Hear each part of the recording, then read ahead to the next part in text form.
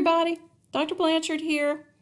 Hope you're doing well. I know it's kind of strange not being in class and trying to finish up this paper, but we're going to do it and just think we're almost finished.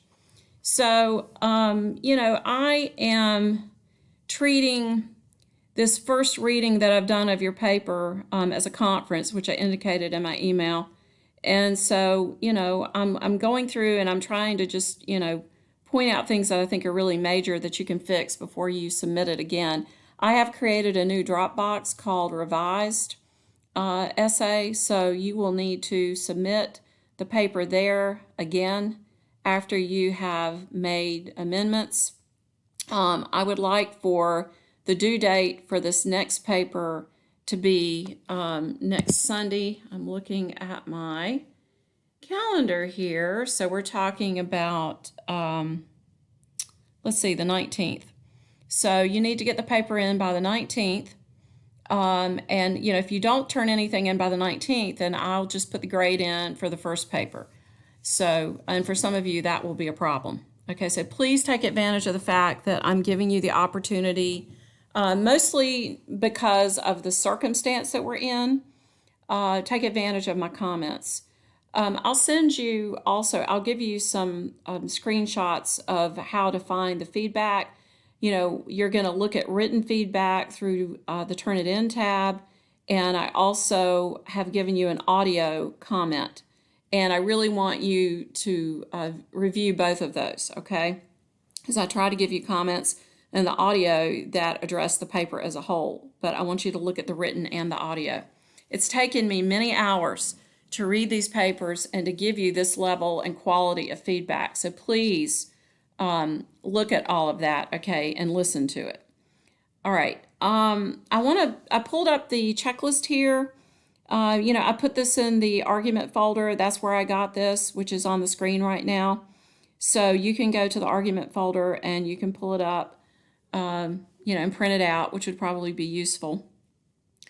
It was clear to me in reading the papers that, most of you, I think you worked hard on the paper, but there are some issues that will cause the paper to not pass. And given the fact that this paper is 25% of your course grade, that would not be good. And I'm sure that none of you wants that to happen, and neither do I. But let's be clear about a few things. The first is that this paper is supposed to be 4 pages. So when you turn in something that's 2 pages, there's no way that that's going to pass. So please be clear about that, okay? We've been working on this paper for a really long time, and some of you did a beautiful job and turned in a really good paper. And there are some, I really get the impression that you did it at the last minute because I, gave you a due date, even though I had extended the original due date. And the paper is just not the quality that I would expect, honestly. And some of these were actually quite disappointing. So, you've got work to do. And so, you need to get it together between now and the 19th because that's going to be it. And, I'm going to grade what I'm given.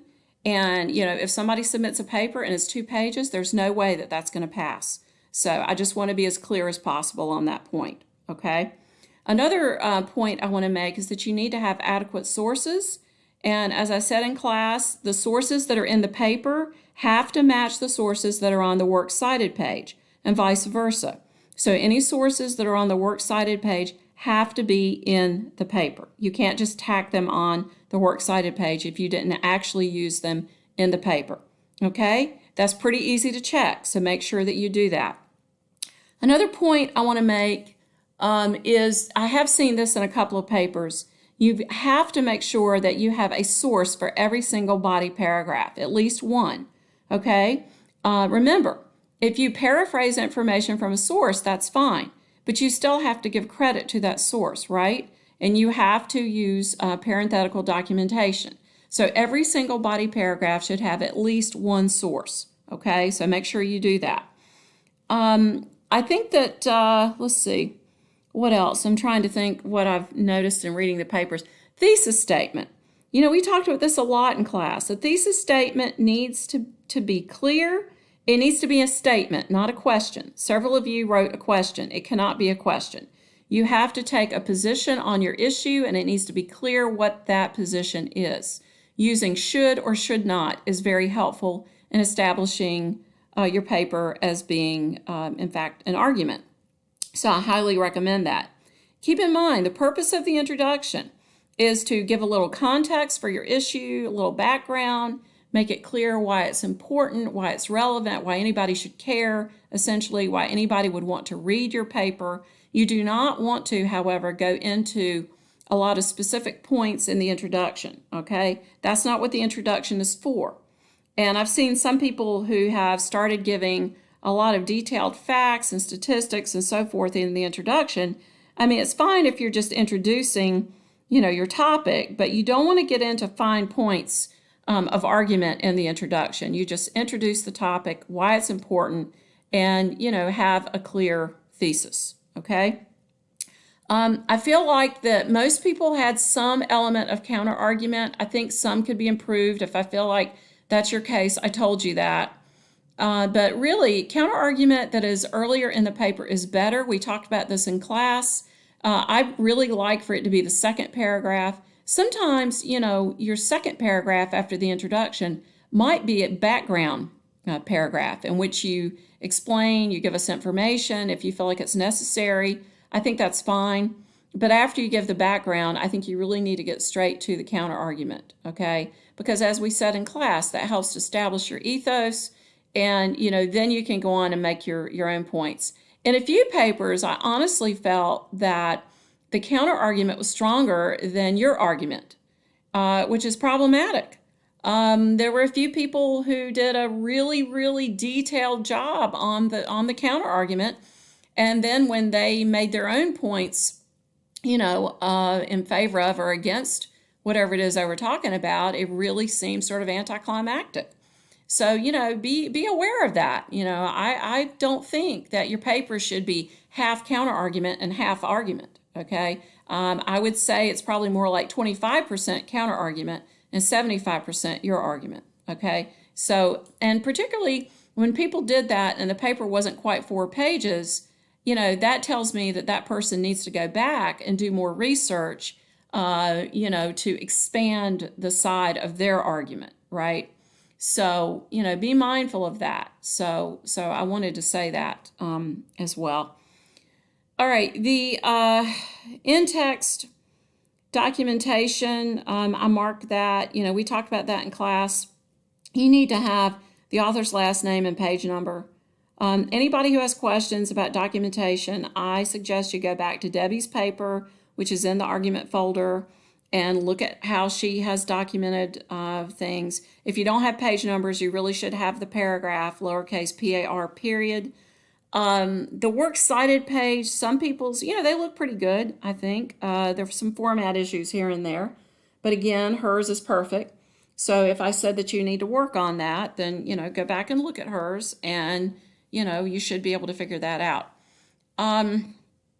So I think those are the main, content points that I would make. One thing I noticed throughout, a lot of people are using first-person pronouns, and we should not be doing that unless it's for a really specific rhetorical purpose. That means we don't want to use we or our. We don't want to use you, second person, you, your. You don't want to address your audience, your reader directly, okay? So that's an editing issue. If you've got 4 pages and you've got all your sources in order and all of that, then you need to go back and look at your pronouns and make sure that you get rid of all of those and just have third person pronouns. Okay. Let's see. Just looking here to see what else. Few people did not indent body paragraphs, okay? You must indent the body paragraphs, okay, because that's MLA style. And also, some of you have extra spaces in your paper between paragraphs and so forth. You need to go into the spacing option on Word, and you need to remove that extra space after the paragraph, okay? And that will get rid of the extra spacing. I feel like one thing that everybody should certainly be able to do is to have your paper formatted correctly with correct page numbers and a correct works cited page. I really do feel that way. And for a paper to, earn a grade of A, which is excellence, obviously, all of these things need to be, in order.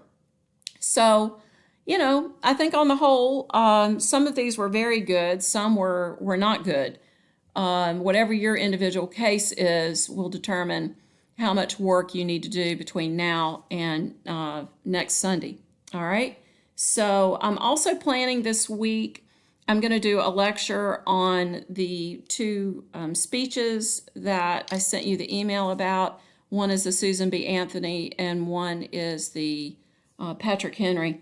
So I'll be doing that. The reason we're doing this assignment is to give you a little bit of practice, because I'm going to give you, something to do, another speech to do for your rhetorical analysis. We were originally going to do that in groups, and now, of course, we can't do that. As I indicated in my email, you have two more discussions to do. You have the rhetorical analysis and also the research poster. Research poster goes with this paper, and I'll talk more about that, okay? But right now, I want to focus on everybody doing the very best job that you can on this paper, because it does count, as I said, 25% of your course grade, and so, that's a lot of points, all right? So let's do what we need to do to get these papers where they need to be, okay? All right, so take care, and I will be letting you know when the lecture is ready on those speeches. I really highly recommend that you go through those and that you do the notes, because then I think what I have to say will make more sense, and of course that's going to give you some really good practice. Okay, that's why I gave you that assignment. All right, so take care, and I'll be talking to you soon. Bye-bye.